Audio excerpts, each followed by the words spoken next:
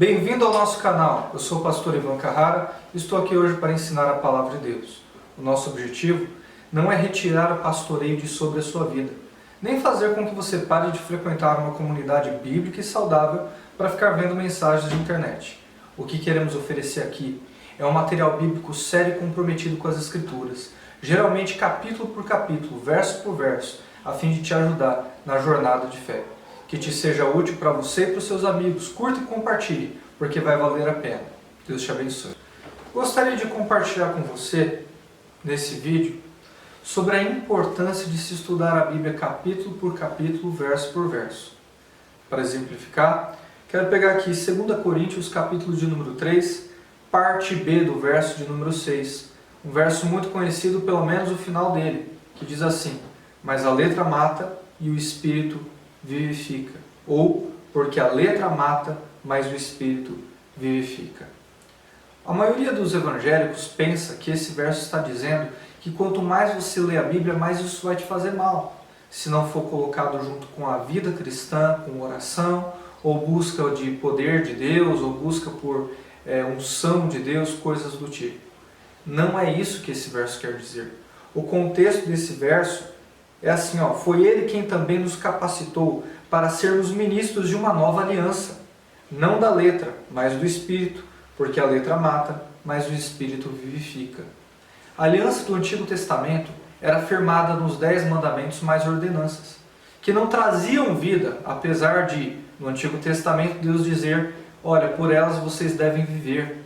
Os israelitas tinham que descobrir que não dava para cumprir a lei, que não dava para viver pela lei, porque imperfeitos como eram, em algum ponto eles iam tropeçar na lei e perceber que eram pecadores, pecadoras, que estavam mortos em seus delitos e pecados. A nova aliança em Cristo Jesus nos trouxe, através do seu Espírito, a capacidade de viver o espírito da lei, aquilo que a lei não conseguia fazer com a gente porque estava enferma pela nossa carne, pelos nossos pecados. A nova aliança trouxe através do Espírito Santo de Deus.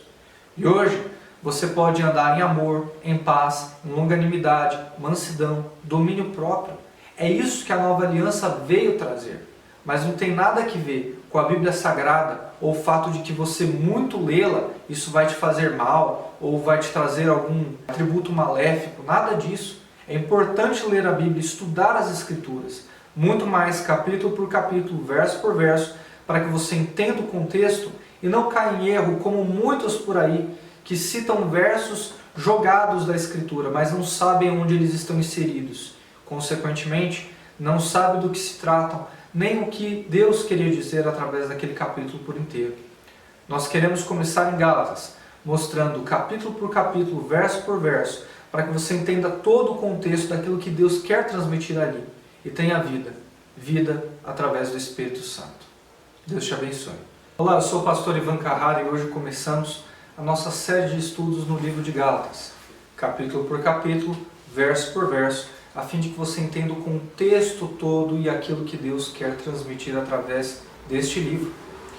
Gálatas foi um livro escrito por Paulo, apóstolo, que fundou a igreja da Galácia. Ele fundou, firmou alguns cristãos piedosos ali e partiu para pregar o evangelho em outras partes do mundo também. Mas começaram a surgir problemas.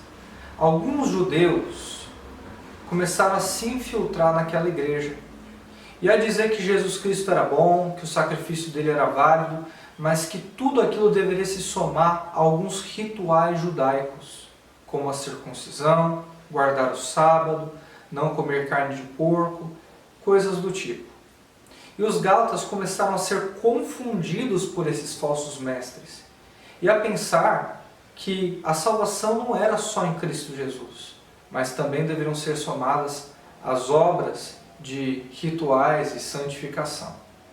Paulo então ele decide escrever uma carta para os gálatas a fim de ressuscitar todo o ensino que ele havia transmitido ali e fazer com que eles voltassem ao evangelho verdadeiro, deixando as fábulas, os rituais e coisas como essas.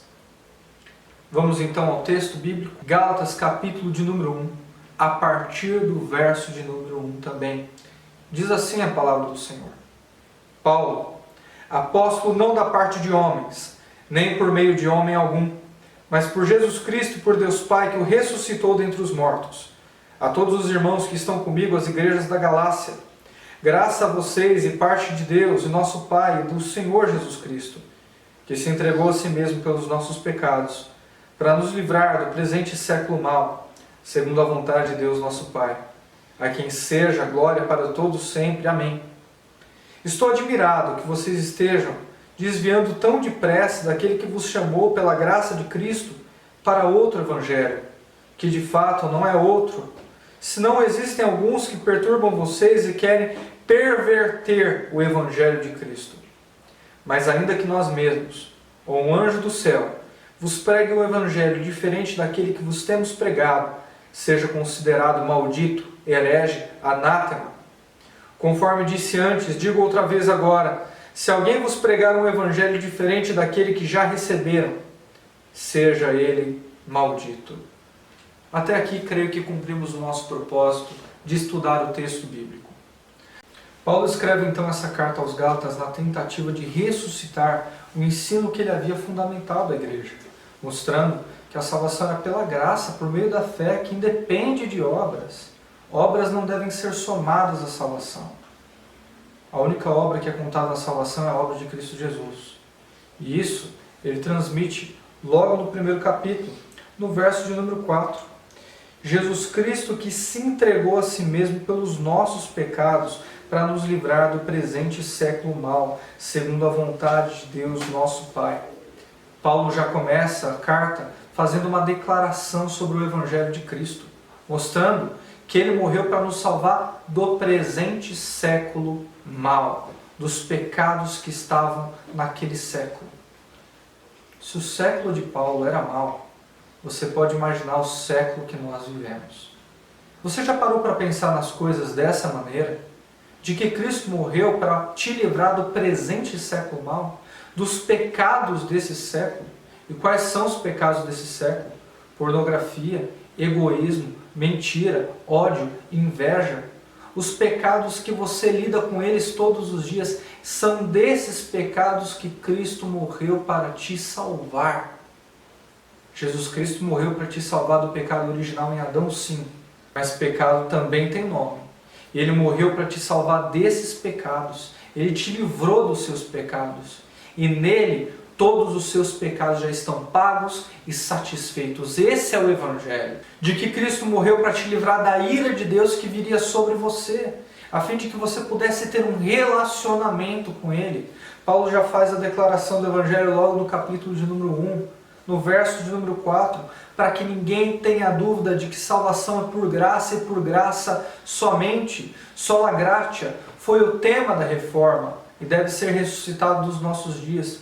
Porque tem muita gente, inclusive evangélico, achando que obras devem ser somadas à salvação, quando na verdade nós devemos olhar para o trabalho final de Cristo Jesus e perceber que tudo está pago, que tudo está preparado e que basta nós recebermos o valor do sacrifício dele na cruz do Calvário.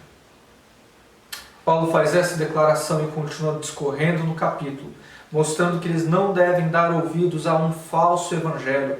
Paulo começa mostrando que eles não devem se enveredar por um caminho errado, oposto ao Evangelho. Olha como Paulo diz e se dirige a eles. 6. Estou admirado que vocês estejam passando tão depressa daquele que vos chamou pela graça de Cristo para um outro Evangelho. O Evangelho, a mensagem de boas novas, é na graça de Cristo Jesus. Que Ele morreu e ressuscitou para nos dar vida. Não existe nenhum outro evangelho, não existe uma outra forma de se aproximar de Deus. A religião prega sim, que o homem deve buscar a Deus, mas isso é impossível. O evangelho mostra a verdadeira graça, que Deus buscou o homem, não por nada que ele tivesse feito, mas por um ato de amor e de bondade voluntária da parte de Deus. Paulo começa mostrando isso, dizendo que eles não deveriam se enveredar para outro evangelho.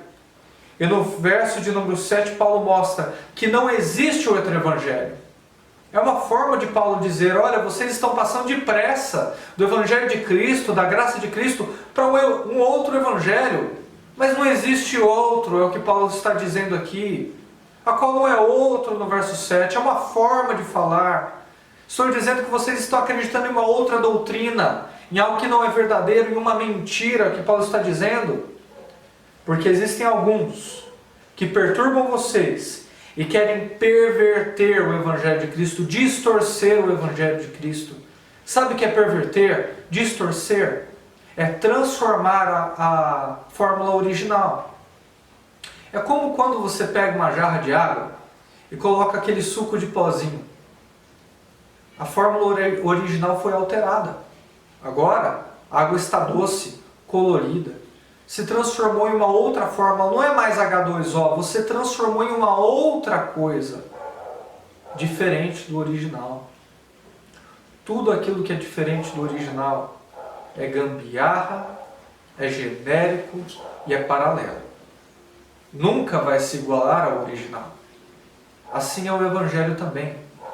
Ninguém tem o direito de perverter o Evangelho, ninguém tem o direito de transformar o Evangelho.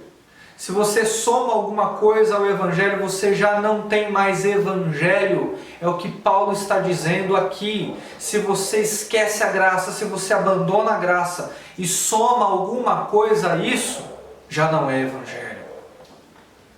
Paulo mostra muito bem que existem algumas pessoas que estão ali inquietando, perturbando aquela igreja, querendo fazer com que eles guardem dias, anos, rituais e fórmulas para se aproximar de Deus. Eles estão querendo transformar. E Paulo faz uma declaração forte aqui. Talvez uma das mais fortes de toda a Escritura. Colocando, inclusive, ele mesmo como sendo um algoz da maldade, um algoz da mentira. Olha o que ele está dizendo aqui no verso de número 8. Mas ainda que nós mesmos, nós quem? O tipo de Paulo, Paulo era um apóstolo enviado pelo próprio Cristo. Paulo está dizendo aqui, ainda que nós mesmos, apóstolos, que escrevemos a maioria do Novo Testamento, que tivemos revelação direta de Cristo, que falamos por Ele na terra, ainda que nós mesmos preguem um outro evangelho. Olha só que forte. Que você não considere isso. Que você nos tenha por mentirosos se isso acontecer. Mas Paulo, peraí, você é apóstolo, Paulo. Paulo, peraí, você é enviado de Jesus Cristo próprio. Pois é, mas se eu pregar uma mentira, se eu somar alguma coisa ao evangelho, se eu distorcê-lo, então vocês não devem considerar o que eu digo. Quantos pastores você ouve por aí dizerem, olha, no dia em que eu parar de pregar o evangelho, você pode parar de me escutar. O dia que eu somar alguma coisa ao evangelho, você não precisa mais me ouvir, nem obedecer. Quantos pastores você ouve por aí dizerem isso? Não tem muitos, não é verdade? No entanto, o apóstolo Paulo se colocou no mesmo padrão, abaixo do evangelho, dizendo, se nós mesmos, os apóstolos, ou um anjo do céu, um anjo do céu, um anjo, puxa, é um mensageiro vindo da parte de Deus. Pelo menos, é o que a Escritura indica. O anjo do céu é aquele que mora perto de Deus, que adora Deus face a face. Pois se um anjo vier e pregar um outro evangelho, olha o que Paulo diz aqui. Diferente do que nós já pregamos, que é o evangelho da graça, o evangelho de Cristo, um evangelho baseado no favor de Deus, não no favor dos homens. Olha o que Paulo diga, olha o que Paulo diz. Que esse apóstolo, que esse anjo, que esse pastor, seja quem for, seja considerado maldito, herege, mentiroso. O Evangelho de Cristo é a verdade suprema, maior do que todas as coisas. Nada pode se igualar a ela. Todos aqueles que entram para distorcer o Evangelho de Cristo não devem ser considerados. Evangelho é graça. Evangelho é favor de Deus.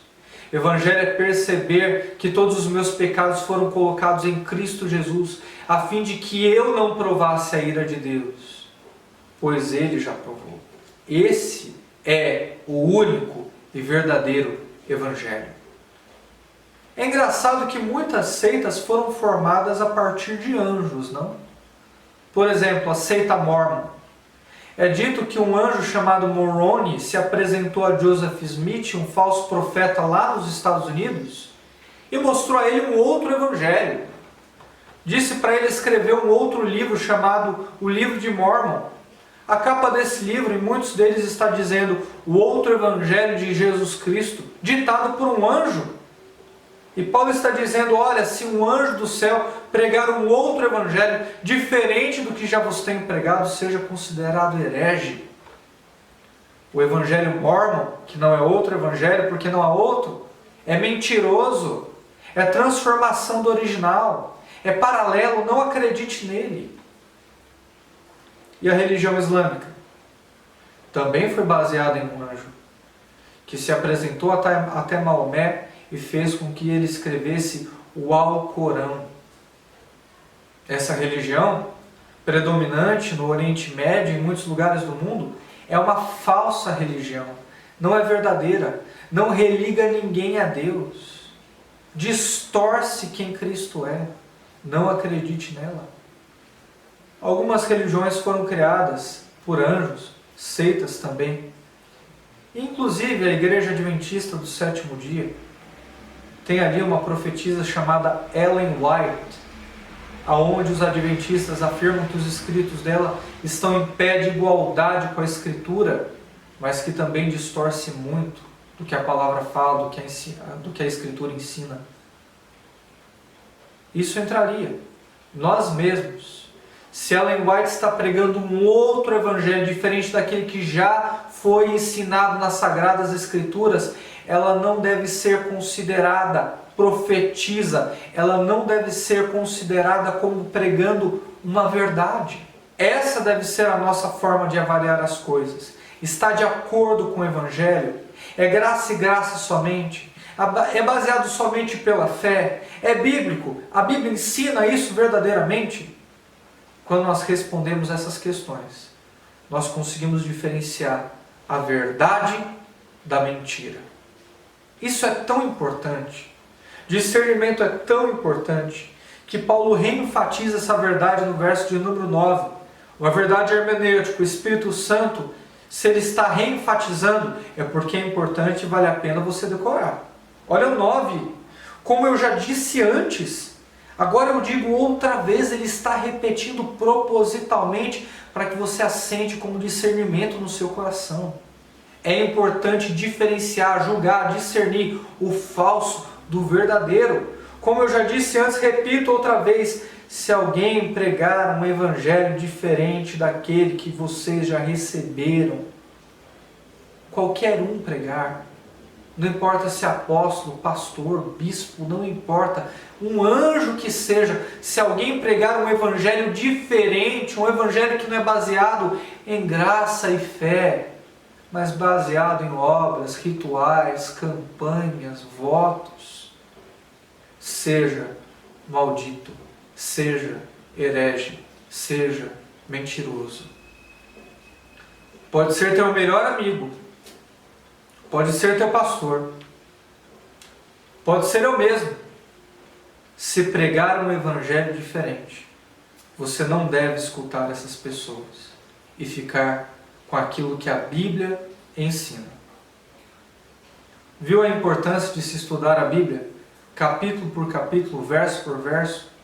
Você agora entende os versos de 1 a 9 do capítulo número 1 de Gálatas, por inteiro, em seu contexto histórico, de uma forma gramatical e até aplicando na sua vida. Dizendo o seguinte: conheci um homem que, se no corpo não sei, se fora do corpo não sei, foi arrebatado até o terceiro céu e ouviu palavras inefáveis ao qual o homem não é permitido dizer. Paulo foi arrebatado por Cristo até os céus e ali recebeu o evangelho da boca do próprio Cristo. Ele não aprendeu o evangelho com homem algum. Ele teve uma experiência sobrenatural e ele aprendeu o evangelho e conseguiu, como bom fariseu que era, bom no sentido profissional, é claro, fazer toda a ponte entre o Velho Testamento, para o Novo Testamento. A velha aliança que desagou na nova aliança em Cristo Jesus e passou a pregar o Evangelho de Cristo, mostrando a sua conversão à pessoa e ao senhorio de Cristo. 13. Vocês ouviram como era o meu procedimento no judaísmo. Paulo não contou. Eles ouviram, provavelmente da boca daqueles judeus que tinham se introduzido ali. Paulo não queria se gloriar por quem era. Paulo só queria se gloriar em Cristo Jesus. Como eu perseguia violentamente a igreja de Deus, tentando destruí-la. Paulo escreveu isso, falou isso com vergonha no coração, dizendo, olha, isso não tem orgulho nenhum, não tem mérito nenhum. Vocês ouviram qual era a minha procedência no judaísmo. Eu era perseguidor da igreja, eu queria destruí-la. Mas eu fui arrebatado até o terceiro céu e tive uma visão com o próprio Cristo que me ensinou o Evangelho. E eu que passei a querer agradá-lo. Não agradar a homens, mas passei a querer agradá-lo. De perseguidor do Evangelho, eu passei a ser perseguido pela causa de Cristo. 14. Ele traça um pouquinho mais da sua antiga identidade. E no judaísmo eu ultrapassava muitos da minha idade. Dos da idade de Paulo, Paulo era o maior. Entre o meu povo, sendo extremamente zeloso das tradições dos meus antepassados. Paulo ali era zeloso das tradições. Paulo era perfeito nas tradições. Ele fazia de tudo. Ele dava o dízimo, ele guardava o sábado, ele dava dízimo do cominho, da hortelã, de tudo que ele plantava. Paulo não comia carne de porco. Paulo era extremamente zeloso nas tradições dos pais, nos dias de festa, lua nova. Ele guardava tudo. Ele era realmente um fariseu. E o que aconteceu? O 15 mostra o que aconteceu. Quando Deus, porém, que desde o ventre da minha mãe me separou, desde o ventre da mãe de Paulo, Deus já tinha um propósito com ele, de o separar, de o chamar para ser filho de Deus, de o chamar para ser filho de Deus em Cristo Jesus. Me separou e me chamou pela sua graça. Ele se agradou. Se agradou em que? O 16 diz, em revelar seu Filho em mim, dentro de mim, na minha consciência, na minha existência. Mudou o meu pensamento. Não foi religião, não foi algo que aconteceu fora. Deus não revelou o seu Filho para mim. Deus revelou o seu Filho em mim, dentro de quem eu era, atingiu o meu coração, a minha vida e me transformou de dentro para fora. A religião judaica que eu seguia queria me transformar de fora para dentro. Mas Cristo Jesus me transformou de dentro para fora, uma vez que Deus revelou o seu Filho em mim. Em mim. Isso é conversão. Esse é o Evangelho. É quando Deus nos transforma de dentro para fora, tirando o coração de pedra e colocando um coração de carne. Esse é o Evangelho. E Ele me separou para que eu pudesse pregar entre os estrangeiros. E eu não consultei a ninguém. Paulo recebeu o Evangelho da boca do próprio Cristo, foi transformado por Ele, estava convicto de que não queria mais agradar a homens, mas a Deus. E foi separado para pregar o Evangelho entre os estrangeiros. Essa foi a missão de Paulo. A primeira, sofrer, porque em Atos capítulo 9 está escrito que Deus disse a Ananias, eu vou mostrar a Paulo quanto ele deve sofrer pelo meu nome. Esse foi o primeiro chamado de Paulo, sofrer pelo nome de Cristo. Deus chamou Paulo para sofrer e mostrar o quanto ele deveria sofrer por amor a ele. Esse foi o primeiro e maior chamado de Paulo. O segundo, que vem em consequência a esse, pregar o Evangelho de Cristo, aquilo que havia transformado a vida dele, entre os estrangeiros. Plantar igrejas e mostrar que agora a aliança com Deus é baseada na graça por meio da fé. Aliança essa, Evangelho esse, que os Gálatas faziam parte. Paulo está o tempo todo tentando ressuscitar na mente dos Gálatas o evangelho que ele havia ensinado, não só defendendo o seu apostolado, mas aproveitando para mostrar como deveria ser a relação deles com o evangelho. Paulo era intencional em cada uma das suas palavras. 17. Também não subi a Jerusalém para encontrar os que já eram apóstolos antes de mim, mas parti para a Arábia e voltei outra vez para Damasco. Paulo não foi até Jerusalém para pedir autorização para pregar o Evangelho de Cristo. Paulo não precisava disso porque sabia de quem havia recebido o Evangelho. Paulo partiu para a sua missão. Paulo partiu para pregar o Evangelho. Ele foi para a Arábia e outra vez para Damasco. Voltei outra vez para Damasco. Duas perguntas cabem aqui. Qual foi a primeira vez que Paulo foi a Damasco? Com qual objetivo ele foi a Damasco a primeira vez? Paulo foi a primeira vez para Damasco quando ele foi perseguir a igreja de Cristo. Ele foi prender cristãos, provavelmente até matar muitos deles, porque Paulo já havia assentido e consentido na morte do mártir Estevão. E Paulo foi lá perseguir a igreja de Cristo, mas teve um encontro súbito com a pessoa de Cristo, que o jogou do cavalo e transformou a sua vida. A primeira vez que Paulo foi para Damasco foi para perseguir. E agora Paulo está voltando para Damasco para pregar o Evangelho de Cristo Jesus. Você que não é convertido, quando você tiver um encontro com Cristo Jesus, algo que Ele pode e quer fazer na sua vida, é fazer com que você volte para todos os caminhos que você foi para pregar, para destruir, para viver uma vida de pecado e de vergonha. Para todos esses antigos caminhos, você vai voltar, mas não vai voltar mais a mesma pessoa. Agora você vai para pregar o Evangelho de Cristo. Agora você vai voltar para os antigos caminhos, uma nova criatura em Cristo Jesus, para transmitir a vida que você recebeu, para mostrar que o Filho de Deus se revelou em você, na sua consciência, na sua vida, para que você possa dar vida a outros também. Atos capítulo de número 9. Eu te encorajo a ler para que você possa perceber o tamanho do Deus que nós servimos. Um Deus que faz com que a gente volte nos antigos caminhos, mas uma pessoa totalmente diferente. Era isso que Paulo estava transmitindo aos Gálatas. E logo na introdução e no início dessa carta, ele já estava querendo ressuscitar o Evangelho que ele havia ensinado. Vamos continuar?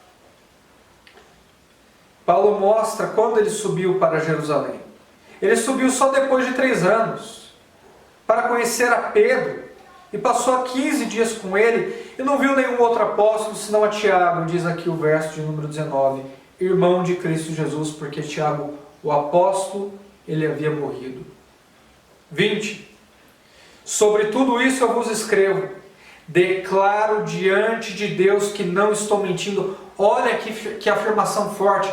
Paulo está dizendo, não estou mentindo em nada que eu estou dizendo. E depois eu fui para as regiões da Síria e da Cilícia, é o que diz Paulo, que ele continuou o seu projeto de pregar a palavra entre os estrangeiros, aquele grupo que não era feito de judeus. Eu não era conhecido pessoalmente pelas igrejas de Cristo na Judéia. Apenas tinham ouvido dizer, aquele que nos perseguia agora prega a fé que antes tentava destruir, e glorificavam a Deus por minha causa. Paulo aqui termina então esse capítulo dizendo que nenhuma igreja conhecia ele de vista, mas ouvia a sua fama, sua terrível fama, de que ele era perseguidor, assassinava cristãos, prendia eles, e que agora anuncia a fé que antes tentava destruir a todo custo. É isso que Deus faz na vida de alguém. Quando alguém se converte, quando Cristo é revelado na consciência da pessoa, dentro de quem ela é, há uma transformação de dentro para fora. Todos os seus antigos caminhos vão se tornar caminhos de vida, porque você voltará a fim de pregar o Evangelho ali. E o propósito de Deus vai continuar em você. Todas essas igrejas glorificavam a Deus a respeito de Paulo. E a igreja da Galácia conhecia bem a Paulo, que foi fundada por ele, estava abandonando o seu professor, abandonando o seu pastor, para dar ouvidos a falsos mestres. Você observa a importância de ter um ensino coerente das Escrituras? Consegue perceber como é importante a gente não se desviar do Evangelho de Cristo? Paulo resume todo esse capítulo, toda a sua defesa, mostrando que ele era apóstolo porque recebeu uma revelação exclusiva de Cristo Jesus nos céus. Porque Cristo foi revelado nele, ele voltou para os seus antigos caminhos, mas para pregar o Evangelho, sendo uma nova pessoa, e que agora todos glorificavam a Deus a respeito dele. É assim que ele termina esse capítulo. E agora, você tem o entendimento do capítulo 1 inteiro, verso por verso. É muito melhor aprender a Bíblia pelo seu contexto. A gente consegue entender o que a Bíblia significava para aqueles destinatários que receberam a carta. E isso permite com que você faça aplicações pessoais na sua própria vida. Que tenha sido útil para você. Continuaremos na próxima sessão com o capítulo de número 2, onde Paulo vai dizer, quando voltou para Jerusalém, a fim de conhecer os apóstolos, o problema que estava tendo ali e a sua conclusão. Não perca. Deus te abençoe.